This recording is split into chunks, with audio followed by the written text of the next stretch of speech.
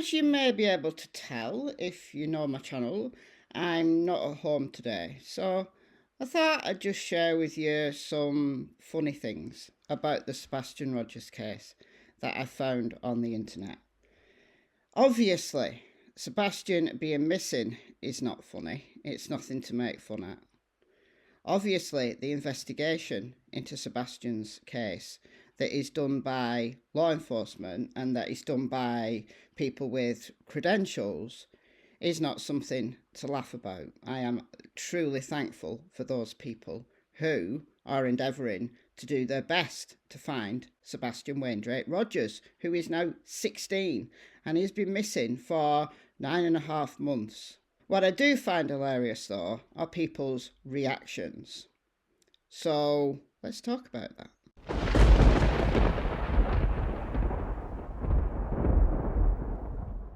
I got these all from Twitter, by the way. So someone has screenshotted this. I think I got this from JLR. I can't remember which one I got from JLR, but I got one from JLR, and the others I can't remember. So this is Kathy Bowersock. So this is Chris Proudfoot's mother.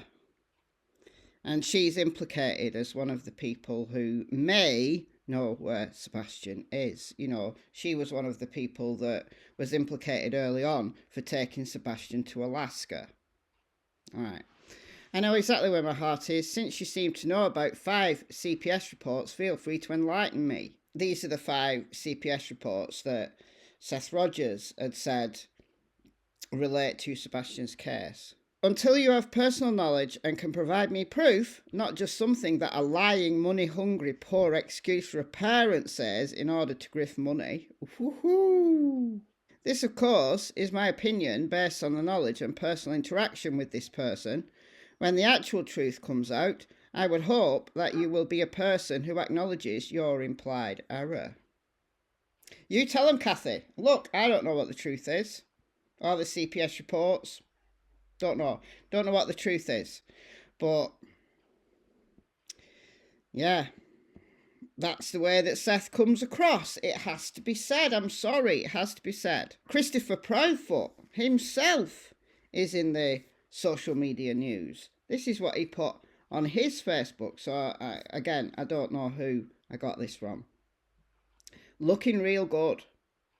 To this comment here, tower crane operator needed in Canada. So, Christopher Proudfoot wants to escape to Canada. He wants to escape arrest and go to Canada. Well, if you're in Canada and you've committed a crime, I think the Canadian authorities will ship you back to the US pretty quickly, won't they? And Terry Bowersocks, who is Chris's stepdad, responded saying, Canada is not the utopia they would have you think. You own thing Canada doesn't like. So, what could that be? Probably a weapon, probably a firearm, I would imagine. The Canadians not like firearms, like the government here doesn't like firearms, so I'm assuming that Canada's similar. I don't know the answer to that. All right, here's my personal favourite. This is hilarious. Goldie, you're an absolute legend. This was posted in the Justice for Sebastian Rogers Facebook group. But no, I'm not a member of this, so you don't need to look for me and ban me. I'm just getting these off Twitter and what people have posted. I don't know whether the person who posted this did it for fun or did it because they really think this is a thing. After looking at the bottom letters of the green hoodie, I saw the letters NASA. Also, if you look above the letter N, I saw what appears to be an astronaut symbol. Astronaut symbol. I don't know much about TB, so presumably Terry Bowersocks. But I do know that he worked as a technical instructor at the Nashville Auto Diesel College and currently builds or works on parts for large travelling motor coaches. This is just my opinion. But also, could he be into the design of space shuttles and how they operate? Goldie, sweetheart, I say this with all the respect in the world. NASA paraphernalia, very common. You don't have to actually work at NASA or design spacecraft to wear a NASA hoodie.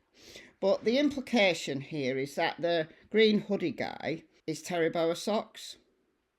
Now, let's think about this. If Katie and Green Hoodie Guy were there for nefarious reasons, and they were there to exchange something, I don't know, whatever that Green Hoodie Guy supposedly put in his bag, why would they do it in an area on a Sunday evening where it's proper busy, where there's cameras everywhere? Why would they do that? Why would they do that? You know, think like a criminal. They wouldn't do that, would they? They wouldn't do that. You got to think like a criminal. They would exchange whatever it was they were going to exchange in a very quiet location where there was no cameras and no, you know, prying eyes. Come on, think like a criminal. To catch a criminal, you've got to think like one. Don't have to be like one, just think like one. And you got to be logical about it. So why would Terry Bowersocks wear his green NASA hoodie to meet Katie in the parking area of a very busy restaurant on a Sunday evening? If they wanted to exchange stuff, Terry Bowersocks could just meet Katie anywhere, member of her family. And the other implication here, I am terrified to say, is that, well, if Terry Bowersocks is involved in the design of spacecraft, you never know, he may have put Sebastian in a spacecraft and launched him into outer space. How many people are going to believe that one? You know, Sebastian could be, I don't know, orbiting the moon by now. It could be way, it could be out towards Jupiter by now. Rocket Man, wait. Meanwhile, back here on planet Earth, somebody posted this from Stephen Crabtree on my Facebook group. And if you want to join the Facebook group, you're very welcome. Link is in the description of all my videos, and you just have to answer some questions and then you're in. But yeah, check this out. Four-way is where beach and all that is, right? And we know we found cave shafts the other day. Well, obviously my fat ass ain't going to fit in them, although there's a rope in one. It is very tiny. It's like fitting a hay roll into a needle hole. Not happening. I'll look like the cream between two Oreos. It's just not going to happen. Then we'll be rescuing me. So my general idea is I'm going to take my GoPro, tie a rope to that mug, and with the little light on it, I'm going to throw it in there, and I'm going to see if I see anything.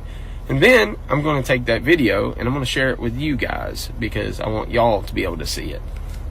Y'all look at this. This should work, right? We're going to try it. All right. So there's one. We're going to try this. I'll put this guy in here. See what happens. All right. Wish you luck, guys.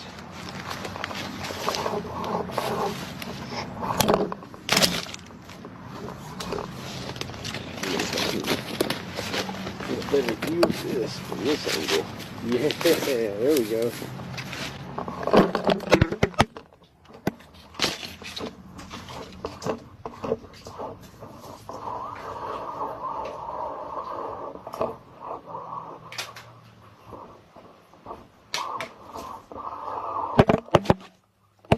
Look at that. That is scary. Now, obviously, a human body can't fit down a little crack like that. But what about those that are wider? Sebastian was only really slim. What if? I think that's got to be the most likely scenario. Either an open manhole, but apparently they've been checked, or down a cave, down a crevice. Even if he's still alive, not going to be picked up by, you know, thermal thing, you know, technology. Not going to be picked up. Think about the people who've been found down chimneys, fit down very small spaces, but can't get back out. What if? Way more likely than all of this nonsense about the Texas Roadhouse and Green Hoodie Guy. Finally, we'll go back to Texas Roadhouse and look at the very last, few seconds of the footage that At Night Media put out. Let's do that. What do we see? What do we see? What do we see? We see Sebastian leaving. Then a few seconds later, we see the car that was waiting for Katie to leave park, and then it jumps for a few seconds, and then miraculously another car has arrived. So this is busy place. And the two guys standing outside the employee's door, well, they're still there.